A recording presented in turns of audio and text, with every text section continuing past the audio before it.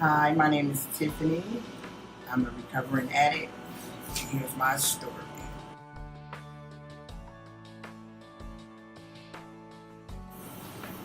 Mm. I began drinking. It started that way, drinking at a young age, maybe 15, 16. I drunk every day, I guess throughout those years growing up. It was fun. It wasn't a problem. I don't think it was a problem in the beginning, at that age, because it was like maybe a beer here, something like that. I drunk every day, really, I guess. I'm gonna fast forward a little bit, I ain't gonna go too far. Maybe about 20, it was every day drinking. I still never saw that as a problem. I just saw that as having fun. At the age of maybe 22, 23 is when the real problem came in, because at that point I was introduced to cocaine.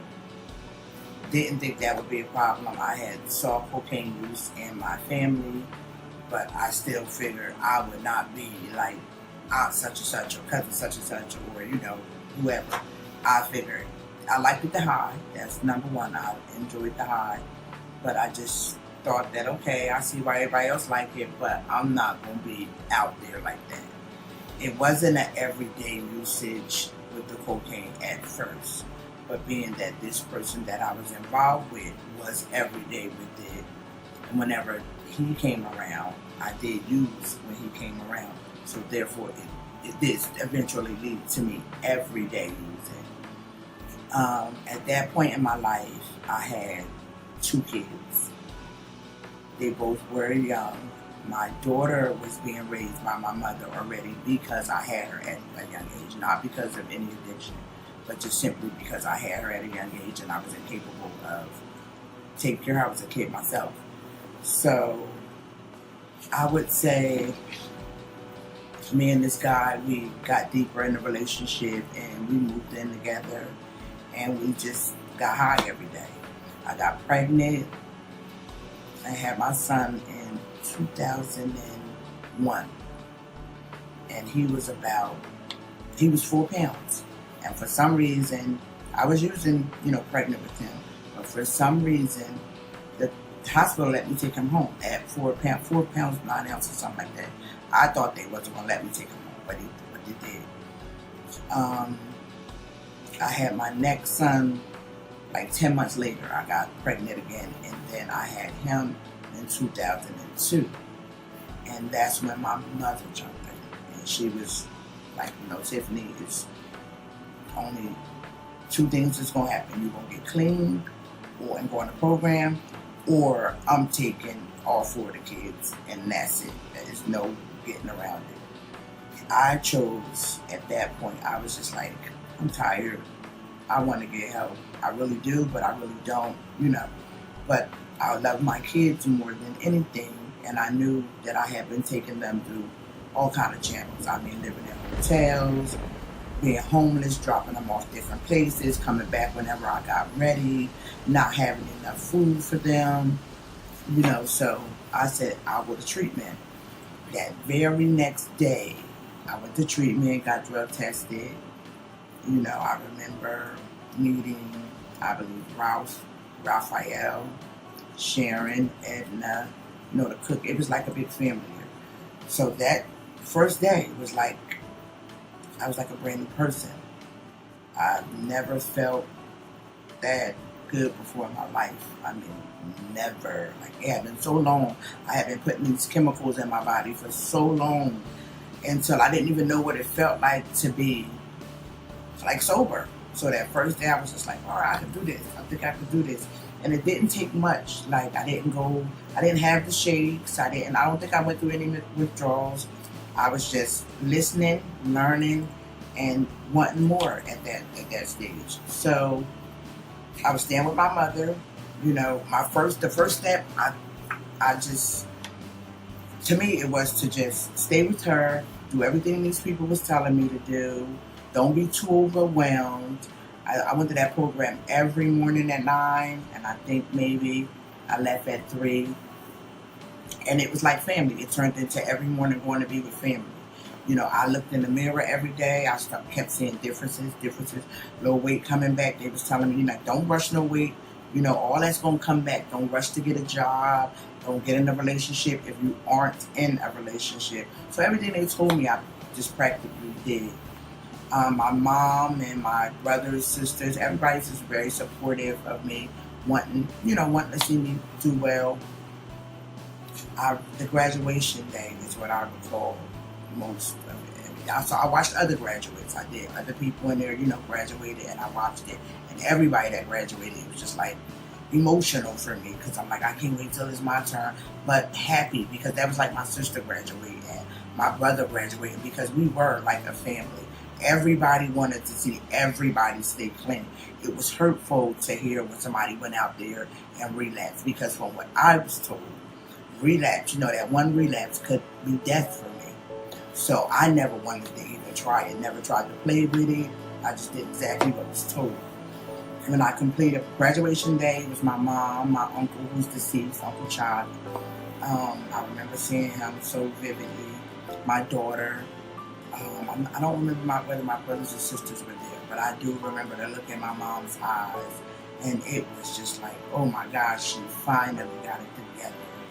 And I tell you, like, I speak of that, and I just knew I had made her proud. Like, looking in her eyes, it was very emotional for me that day. My uncle, my uncle was like 350, like real big guy. Like everybody was scared of Uncle Chuck, and to see him crying, it was just like, oh my God, I really made my family proud. But most of all, I had did something for me. I hadn't graduated from high school because of drinking. It was when I look back at all that, it was because of drinking. I was doing nothing else. I was going to school with lunch money, getting somebody to go into the liquor store for me, and just drinking. So I hadn't graduated high school, but right after the program, I went back to Daylight Twilight. I got my high school diploma. I was in a relationship, but not in a relationship. My two youngest kids, my 1 and 2 year old, were now, I believe, 3 and 4, maybe 2 and 3. Their father was always in the picture. Of course, I had kids with him, but he was still actively using. So we were dealing, but from a distance. I care about you, we're good, but it's not a relationship. Eventually, he told me he had got himself together. So we moved in together. We got an apartment together, and, things was progressing. He proposed to me, and we got married, and everything was going great. Everything was going wonderful. I started a great job for the state. Started driving. I had never wanted a driver's license, and thank God I didn't drink. And like I was drinking, I probably would kill somebody or myself. So I got a car. I mean, everything was wonderful. 8 years in, I got 8 years under my belt. I'm doing great. And I had a glass of wine. And it didn't go, haywire that quick. But it was a weekend thing, then it turned into Monday, Tuesday, Wednesday. How I kept my job was one day I drove myself to work, but I was so drunk early in the morning, 7 o'clock in the morning, until I knew I was going to be able to do it.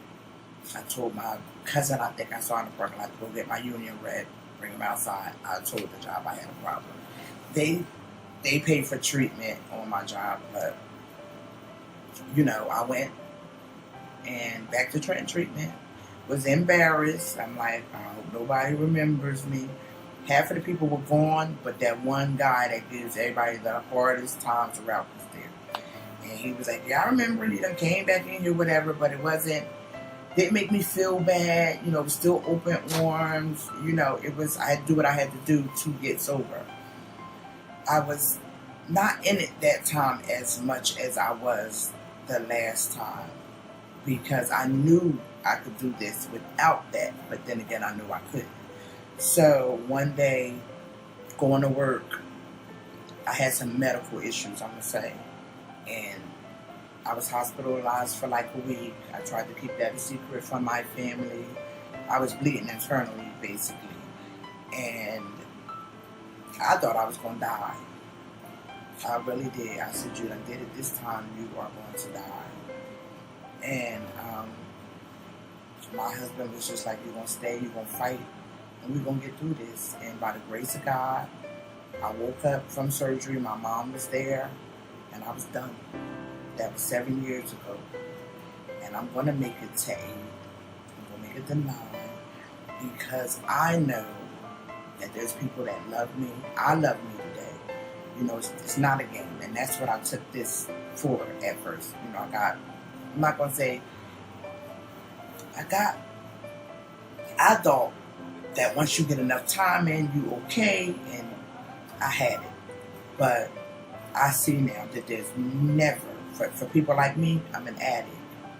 There's never an amount of time. Every day that God allows me to wake up, it's just another day to try to stay sober.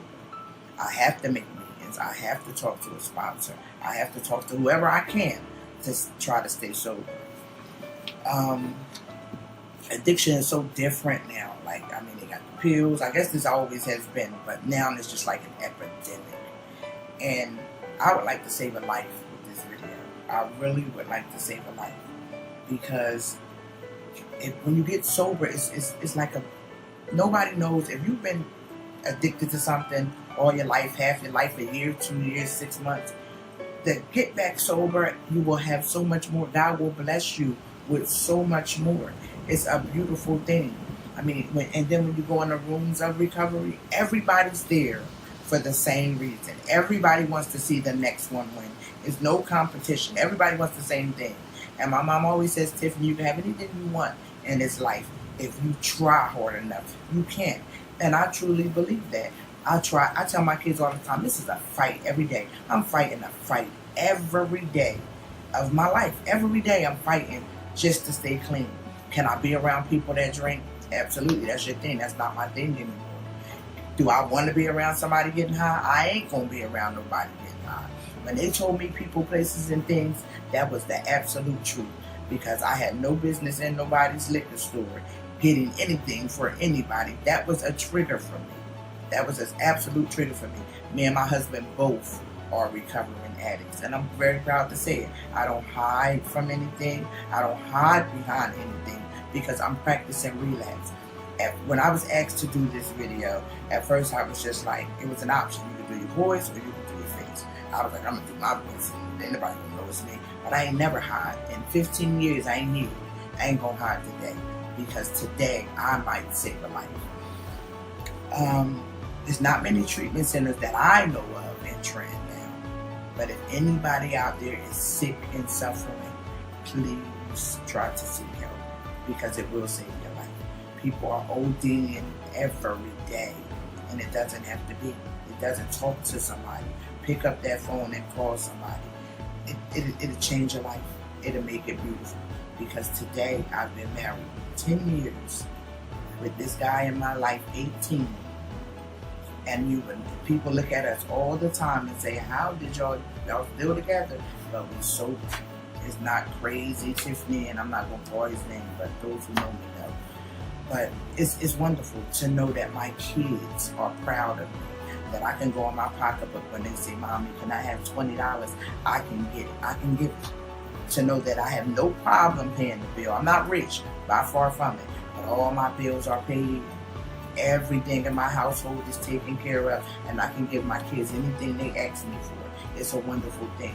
And the reason why I do not hesitate to do good things for people is because somebody did something good for me. Somebody saved my life. Amen. That's all I have for you.